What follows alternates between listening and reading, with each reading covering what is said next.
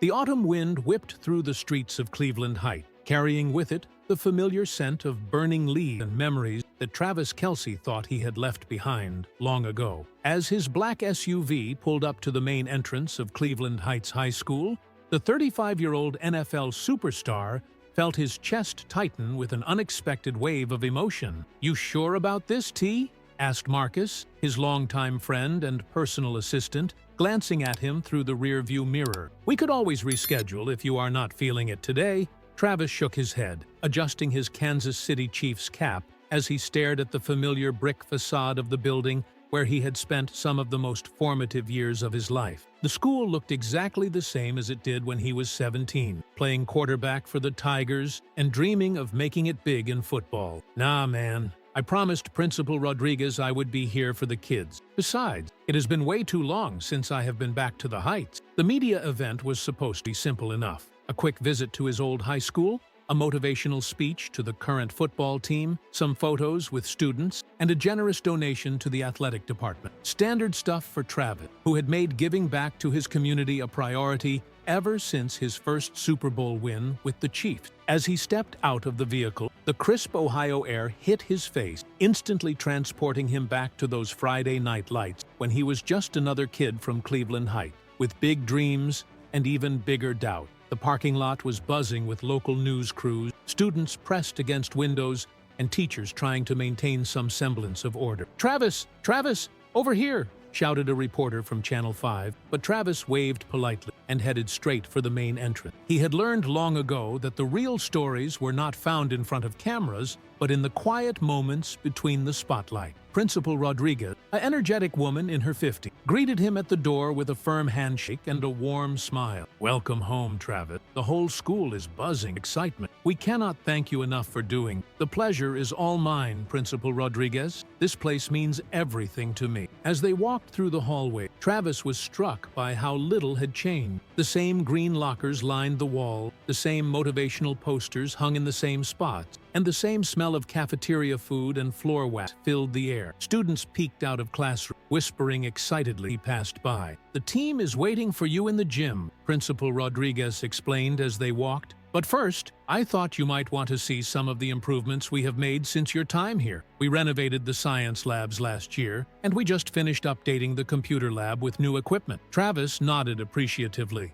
but his attention was caught by something else entirely. As they rounded the corner near the old math wing, he saw a familiar figure hunched over a mop bucket, slowly working his way down the hallway with the same methodical precision Travis remembered from his teenage years. The man was older now, much older, with silver hair that had once been brown and shoulders that seemed to carry the weight of decades. But there was no mistaking that gentle demeanor and the careful way he moved as he cleaned each tile with quiet dignity. "Hiram?" Travis called out, his voice barely above a whisper. The elderly janitor looked up, squinting through wire-rimmed glasses that had seen better days. For a moment, confusion flickered across his weathered face. Then, slowly, recognition dawned, and his eyes widened with disbelief. "Travis Kelce? Well, I will be damned." Hiram's voice was exact as Travis remembered it, warm and gravelly, like an old jazz record that had been played 1,000 times. Principal Rodriguez looked between them, clearly surprised. "You two know each other?" "Know each other?" Hiram chuckled, setting down his mop and wiping his hands on his work shirt. "This boy used to sit with me every day during lunch when he was going through his rough patch junior year, when his folks were having their troubles and he was thinking about quitting football altogether." Travis felt a lump forming in his throat. He had almost forgotten about those lunch periods spent in the janitor's closet, talking to Hiram about everything and nothing, while the older man taught him how to fix broken chairs and unclog stubborn drains. Hiram had been more than just the school janitor back then. He had been a father figure, a counselor, and a friend when Travis needed one most. "Mr. Henderson was always there for our student," Principal Rodriguez added with genuine affection. "He has been with us for what, Hiram? Must be going on 40 years now?" 42 this December, Hiram replied with a proud smile. "Started here when I was 37 years old, and I ain't missed more than a handful of days since." Travis did the math quickly in his head, and the result hit him like a linebacker's blindside tackle. 42 years ago, Hiram would have been 37. That meant he was now 79 years old and still working full-time as a janitor. "Hiram," Travis said carefully, "What are you still doing here, man? Should not you be retired by now? Enjoying your golden years?" Something flickered across Hiram's face, a shadow that was there and gone so quickly. Travis almost missed it, but he had seen that look before, during those long lunch conversations years ago. It was the same expression Hiram wore whenever someone asked him about his personal life, the same careful mask he put on when he did not want to burden others with his problem. "Oh, you know how it is," Hiram said with forced lightness. "Retirement is for folks who have somewhere else to be. This place is my home. These kids are my family. Besides, somebody has got to keep this old building running. And these young janitors they keep hiring do not know the first thing about proper floor care." Principal Rodriguez laughed. "Hiram is being modest. He is practically irreplaceable. The school board has tried to convince him to retire for years, but he always finds an excuse to stay on." Travis studied Hiram's face more carefully. The man looked tired in a way that went beyond physical exhaustion. There were new lines around his eyes, and his hands, once strong and steady, now showed the telltale tremor of age and overwork. "Well," Travis said slowly, "maybe we can catch up properly after I finish with the team. I would love to hear what you have been up to all these years." "I would like that very much," Hiram replied, but Travis caught something in his voice, a hesitation that made him wonder what stories the old man was not telling. As Principal Rodriguez led him away toward the gymnasium, Travis kept glancing back at Hiram, who had already returned to his methodical mopping. Something was not right. Something about the way Hiram had deflected his question, the way he had avoided eye contact when talking about retirement, the way his shoulders seemed to sag with more than just the weight of his years. The gymnasium was packed with students, teachers, and members of the current football team, all eagerly waiting to hear from their hometown hero. Travis delivered his speech with his usual charisma and energy, talking about perseverance, teamwork, and never giving up on your dream. He posed for photos, signed autographs, and answered questions about his Super Bowl victory. But through it all, his mind kept drifting back to Hiram, mopping those hallways with the same quiet dignity he had shown for over 4 decades. There was a story there, Travis was certain of, and if his years in the NFL had taught him anything, it was that the most important plays often happened when no one was watching. As the event wound down and the crowds began to disperse, Travis made his way back through the hallway, looking for the man who had once helped a troubled teenager find his way. He found Hiram in the supply closet, the same small room where they used to talk all those years ago. "Got a minute for an old friend?" Travis asked, leaning against the doorframe. Hiram looked up from organizing cleaning supplies, and for a moment, his carefully maintained composure slipped. Travis saw something in those old eyes that made his heart ache. It was the same look he had seen in his own father's eyes during the worst of his parents' financial struggles. It was the look of a man carrying a burden too heavy for his shoulders, but too proud to ask for help. "Always got time for you, Travis. Always." The supply closet had not changed much in 18 years. The same metal shelves lined the wall, stocked with industrial cleaning supplies, spare light bulbs, and the tools of Hiram's trade. The same small wooden stool sat in the corner, where Travis used to perch during those long lunch conversations, pouring out his teenage anxieties to the one adult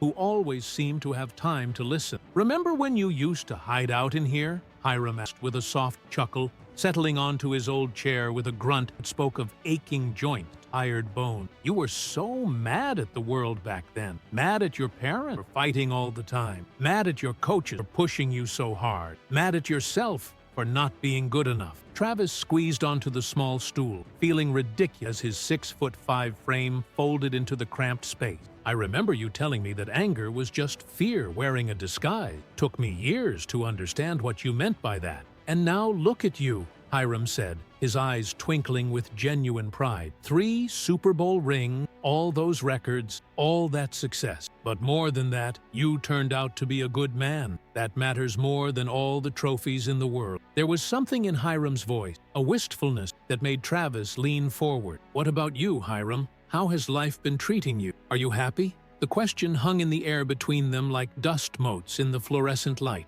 Hiram's hands, spotted with age and scarred from decades of manual labor, fidgeted with a worn cleaning rag. "Happy is a relative thing, son. I have got my health, most. I have got this job. which keeps me busy. I have got a roof over my head and food on the table. That is more than a lot of folks can say. But Travis had learned to read between the lines, both on the football field and in life. That is not what I asked, Hiram. I asked if you were happy. A long silence stretched between them. Outside the closet, Travis could hear the distant sounds of students changing classes, lockers slamming, the normal rhythm of school life continuing around them. But in this small space, time seemed suspended, just like it had all those years ago. You know, Hiram finally said, when you were coming in here all those years ago, upset about your family situation, I used to tell you that every family has its struggle. Every person has their burdens to carry. I guess I never expected mine to get quite so heavy. Travis felt his pulse quicken. What kind of burdens, Hiram? Hiram stood up slowly, his joints creaking audibly, and began reorganizing supplies that were already perfectly organized. It was a nervous habit Travis remembered from their old conversation, the way Hiram would keep his hands busy when he was wrestling with difficult emotion. My daughter Lorraine, she has a little girl named Kendra, sweetest child you ever did see, smart as a whip, just turned 14 last month. But she has been having some health problems lately, serious ones. Travis's stomach clenched. What kind of health problem? Started with headaches, Hiram continued, his voice growing quieter. Then seizures. Doctors ran all kinds of tests, used all kinds of fancy machines. Turns out she has got something called arteriovenous malformation. Basically, the blood vessels in her brain did not form right, and now they are all tangled up like Christmas lights. The words hit Travis like a physical blow. He had heard of the condition before, had met other families dealing with similar situations through his charitable work. He knew how devastating it could be, both medically and financially. Hiram, that is really serious. What are the doctors saying? They say she needs surgery. Soon, the blood vessels could rupture at any time, and if they do, Hiram's voice trailed off, and he turned away, pretending to count boxes of toilet paper. Travis waited, giving the older man time to compose himself. When Hiram finally turned back around, his eyes were bright with unshed tears. The surgery costs $250,000. Insurance covers some of it, but not nearly enough. Lorraine and her husband, they are good people, but they are just getting by like most folk. They have got a mortgage, car payment, other bills. They have already taken out a second mortgage on their house, maxed out their credit cards, borrowed from everyone they know. The pieces of the puzzle were starting to fall into place in Travis's mind. So you are working to help them pay for it. Every penny I can spare goes to that little girl, Hiram said, with fierce determination. I sold my house 5 years ago when the doctors first started talking about surgery. Been renting a little apartment ever since, saving every dollar.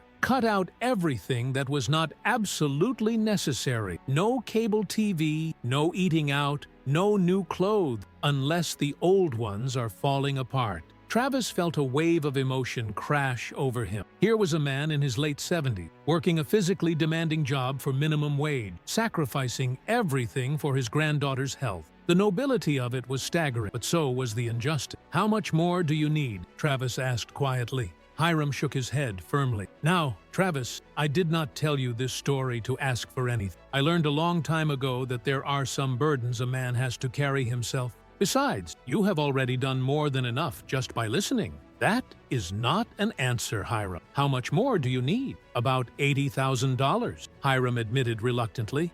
Maybe 90, depending on complications, but I will get it. I have got maybe 10 more years of good work left in me, and if I keep saving every penny. Travis did the math quickly. At minimum wage, working full-time, it would take Hiram years to save that kind of money. Years that his granddaughter might not have. What happens if she has a rupture before then? Hiram's face went pale. The doctors say it could cause permanent brain damage, or worse. But that is not going to happen. I am not going to let it happen. The determination in the old man's voice was heartbreaking. Travis had seen that same fierce protectiveness in his own father's eyes during the worst of their family's financial struggle. It was the look of a man who would move mountains with his bare hands if necessary to protect the people he loved. Hiram, you know I could help with this, right? I mean, that kind of money. For me, it is no. Hiram's voice was sharp, sharper than Travis had ever heard it. Absolutely not. I appreciate the thought, son.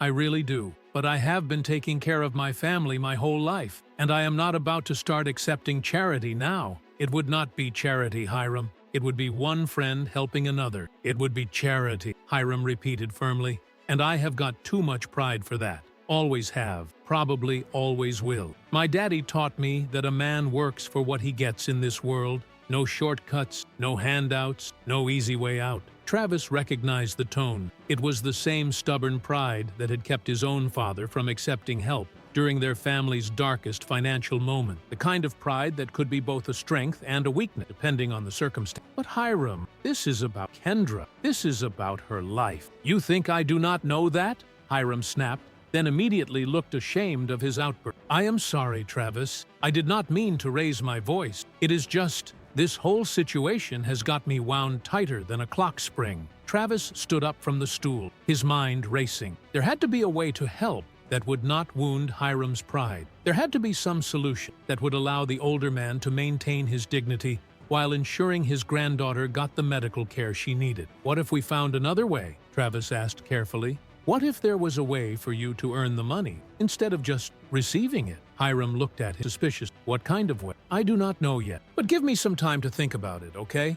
There has got to be something we can figure out. Hiram studied Travis's face for a long moment, then nodded slowly. I suppose thinking never hurt anybody. But Travis, I want you to understand something. I have been working since I was 12 years old, worked my way through high school, worked to put my daughter through college, worked to help her buy her first house. I have never taken a handout in my life, and I am not about to start now. I understand, Hiram. I really do. As Travis left the school that day, his mind was churning with possibility. The drive back to his hotel was a blur of autumn colors and racing thought. He had come to Cleveland Heights expecting a simple publicity of a chance to give back to his old school and maybe relive some nostalgic memory. Instead, he had discovered that one of the most important people from his past was quietly struggling with a burden that would crush most. And worse, Hiram's stubborn pride was preventing him from accepting the help that could save his granddaughter's life. But Travis had not become one of the NFL's best tight ends by accepting defeat.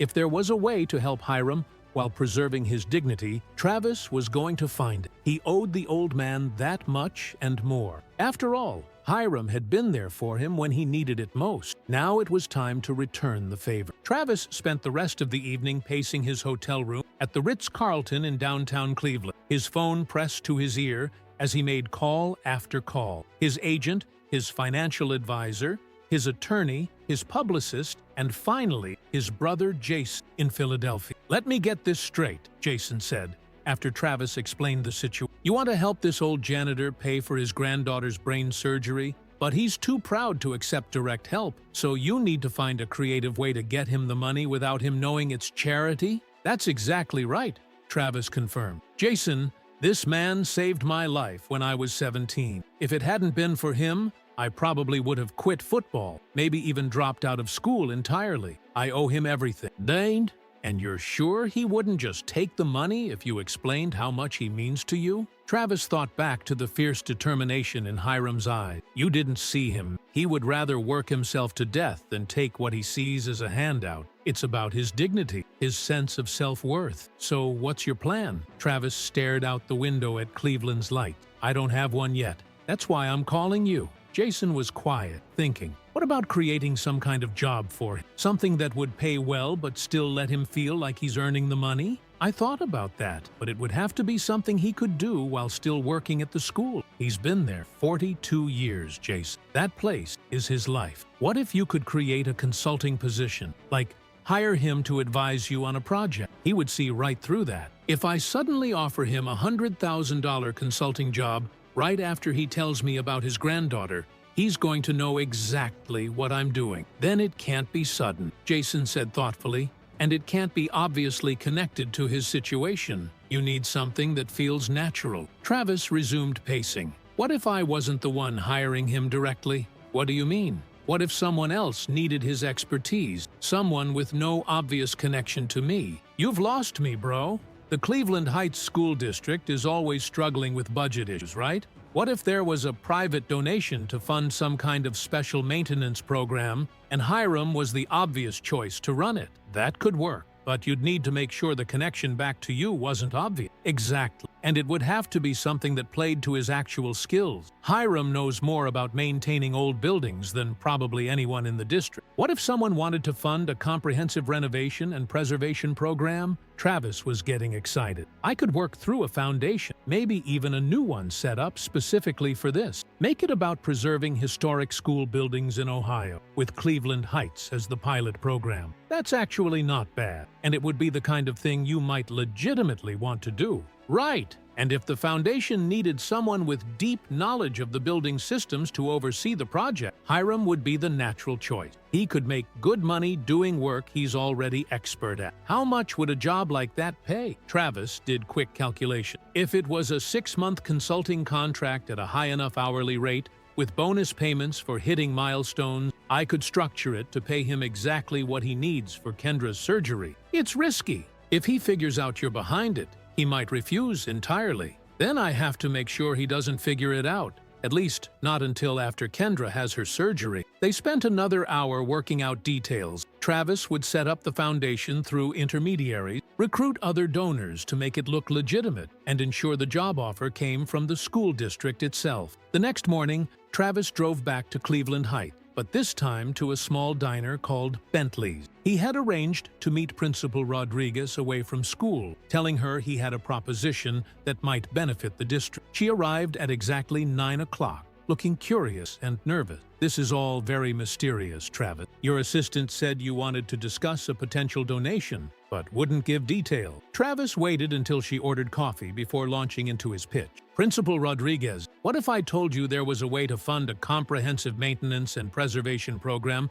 for the school building? Her eyes lit up immediately. I'd say that sounds too good to be true. Our maintenance budget has been cut 3 years in a row. What if it wasn't too good to be true? What if there was a private foundation willing to fund a pilot program at Cleveland Heights, with potential to expand to other historic school buildings across Ohio? What would something like that involve? A comprehensive assessment of the building's systems, development of a long-term preservation plan, and implementation of priority repairs. The foundation would cover all costs, including hiring the right person to oversee the project. And who might that person be? Travis took a careful sip of coffee, trying to look thoughtful. Well, you'd need someone with deep knowledge of the building itself, someone who understands its history and quirks, someone who's worked with its systems for years. Understanding dawned in Principal Rodriguez's eyes. You're talking about Hiram, among others, potentially. But yes, he'd be an obvious candidate. The foundation would pay well for that kind of expertise. We're talking about a 6-month consulting contract that could pay anywhere from $75,000 to $100,000. Principal Rodriguez nearly choked on her coffee. That much? Good consultants don't come cheap,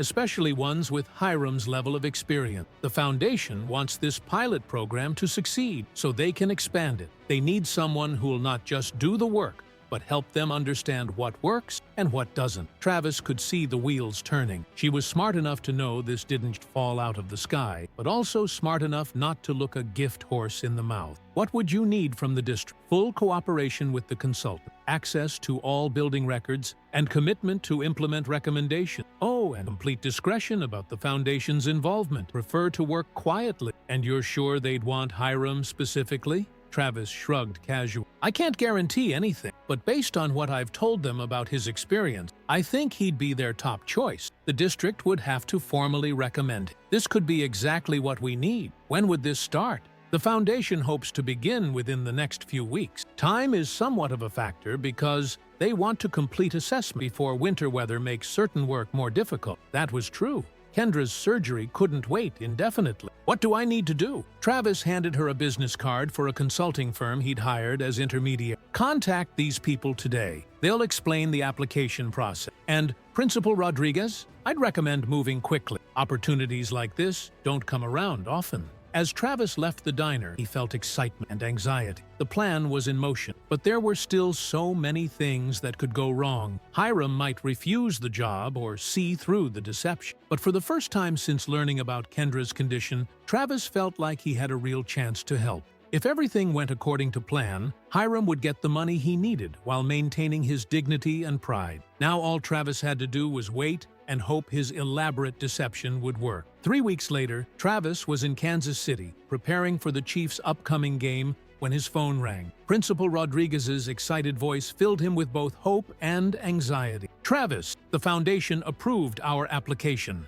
Hiram accepted the consulting position, 6 months at $1,500 per week, plus bonuses totaling just over $90,000. Travis felt his heart racing. How did he react? At first, he couldn't believe it was real, kept asking if they had the right person, if they understood he was just a janitor. "But Travis, you should have seen his face when I explained the work." His eyes lit up like Christmas morning. After hanging up, Travis felt cautiously optimistic. The plan was working perfect. Hiram would have the money for Kendra's surgery, scheduled for early December. For the next month, reports were encouraging. Hiram attacked his consulting role with dedication, documenting every maintenance and developing comprehensive preservation plan. Kendra's surgery was scheduled, and Hiram would earn enough to cover all medical bills. Travis was feeling confident when his phone rang on a Thursday evening in late November. Hiram's familiar voice carried a strange mix of amusement and hurt. "Travis, I need to ask you something, and I want an honest answer. Did you have anything to do with this consulting job?"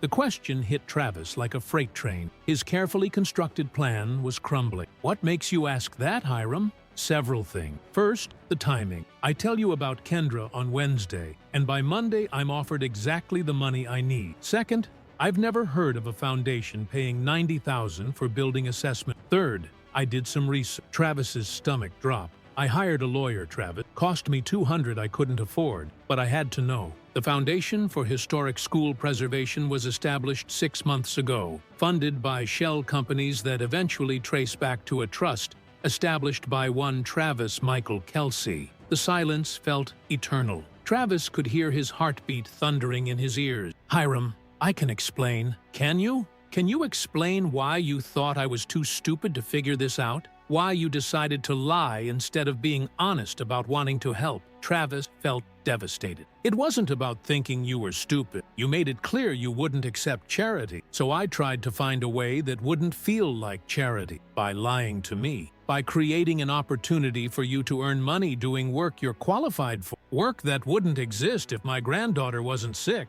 Travis had no answer because it was absolutely true. "So you decided to manipulate me instead of trusting me." The word manipulate hit like a physical blow. "That's not what I was trying to do." "What would you call it?" "You created a fake foundation, hired people to play foundation representatives, convinced Principal Rodriguez to participate, and offered me a job designed to pay exactly what I needed. If that's not manipulation, what is?" Travis sank into his chair. "I called it problem solving, finding a way to help while respecting your dignity." "My dignity?" Hiram's voice rose. "You think lying protects my dignity? Making me feel like a fool protects my dignity? That was never my intention." "Intention doesn't matter, Travis. What matters is what you did. You decided you knew better than me what I could handle. You decided I was too fragile, proud to have an honest conversation about accepting help." Travis felt tears forming. "Hiram, please, I messed up. I should have handled this differently. But Kendra needs that surgery, and my intentions were good, even if my methods were wrong. Good intentions without respect are just arrogance. You decided what was best for me without asking what I wanted or needed. What did you want from me? Honesty, trust, the same things I gave you when you were 17 and scared. When you came to me with problems, did I lie to make you feel better? Did I manipulate situations behind your back?" Travis remembered those honest conversations in the supply closet. "No. You told me the truth, even when it was hard to hear." "Exactly. I respected you enough to be honest, even though you were just a kid. But apparently, you don't respect me enough to extend the same courtesy." The accusation cut deep because Travis knew Hiram was right. "So what happens now?" "Now I have to decide whether to keep this fake job or quit and find another way to pay for my granddaughter's surgery." "Hiram, please don't quit. Whatever you think of my method, the work is real. The building needs those improvements, and you're the best person to oversee them." "But it's still charity, Travis. Expensive, elaborate charity dressed up as something else." "Does that matter if it saves Kendra's life?" Long pause. When Hiram spoke, his voice was tired, sad. "You know what the hardest part is? It's not that you lied. It's not even that you went behind my back. The hardest part is that despite how angry and hurt I am, I'm also grateful. Because you cared enough to try to help. That means something, even if everything else is messed up." Travis felt hope. "So you'll keep the job?" I'll keep the job, but not for you, and not because you created it. I'll keep it for Kendra, because she needs that surgery. But Travis, this changes things between us. I don't know if I can trust you the same way. The words hurt more than any physical pain. Hiram, please, isn't there some way we can work through this? Maybe. But it's going to take time. It's going to require you to think about the difference between helping someone and controlling someone. I never wanted to control you. Impact matters more than intention, son. Remember when you complained about coaches claiming to help you but really trying to control you? Travis remembered vividly. I remember. Good. Now, maybe you understand how I feel. After Hiram hung up, Travis sat alone, feeling like the biggest fool in the world. He had wanted to help, but had damaged the most important relationship from his past. The guilt was overwhelming, but worse was the uncertainty about whether he could ever repair the trust he had broken. December arrived with heavy snow in Cleveland Heights. Travis obsessively followed weather reports, terrified a blizzard might delay Kendra's surgery scheduled for December 15th. He hadn't spoken to Hiram since their painful conversation 3 weeks earlier. Principal Rodriguez reported that Hiram continued his work with usual thoroughness, but seemed withdrawn, as if joy had been drained from the project. Travis was at the chief's facility when his phone buzzed with a text from an unknown number. Travis, this is Lorraine, Hiram's daughter. Kendra's surgery is tomorrow morning at Cleveland Clinic. Thought you should know. She's scared but brave. Dad says he doesn't need you, but I think he does. Room 847 if you decide to come. Surgery starts at 8 a.m. Travis stared at the message, reading it repeatedly. Lorraine was reaching out despite everything, suggesting maybe there was still hope for reconciliation. He had to choose. Respect Hiram's stated wish to be left alone, or show up uninvited and risk making things worse. Travis made his decision quickly. He called his coach, explained he had a family emergency, and booked the first flight to Cleveland. He arrived at Cleveland Clinic at 7:30 the next morning, hands shaking as he rode to the 8th floor. Through the partially open door of room 847, he saw Hiram sitting beside a hospital bed where a young girl slept. Even from the doorway, Travis could see the family resemblance. Kendra had Hiram's gentle eyes and stubborn chin, though her face was pale and drawn. Travis knocked softly. Hiram looked up, his expression cycling through surprise, confusion, and something that might have been relief before settling into resigned acceptance. I should have known you'd show up. You always were stubborn. Learned from the best, Travis replied, stepping inside. How is she? Scared, trying not to show it. Hiram's hand rested protectively on Kendra's arm. They took her 20 minutes ago. Doctor says 4 to 8 hours, depending on what they find. Travis noticed a woman in her 40s in the corner, eyes red from crying. You must be Lorraine. Thank you for the text. Lorraine shook his hand, studying his face. Dad's told me about you over the years, both the good stuff and the recent complicated stuff. More complicated than good lately, maybe, but you're here, which says something. Travis sat across from Hiram, unsure what to say. Finally, Hiram spoke. Why did you come, Travis? Really? Because 18 years ago, you sat with me and helped me figure out who I wanted to be. You were there when I needed someone most, and I want to be here for you now, even if I messed everything up. You did mess it up, but that doesn't mean your heart was in the wrong place. Doesn't excuse it either. No, it doesn't. Hiram leaned back, looking older than Travis had ever seen him. You know what I've been thinking about? The difference between being helped and being saved. Travis frowned, not understanding. When you were 17, you didn't need me to save you. You needed someone to listen, to remind you that you were stronger than your circumstance. You needed help, not saving. I think I see where you're going. You saw me as someone who needed saving instead of someone who needed help. You saw a problem to fix instead of a person who needed support. Travis felt the truth hit him. You're right. I saw it as a problem to solve instead of respecting that you were handling it your own way. I was handling, maybe not as quickly as you could with your resource, but I was handling it with my dignity intact. But Kendra might not have had time for the slow solution. That was my risk to take, Travis, my choice, my family to worry about. After silence, Lorraine spoke up. Can I say something?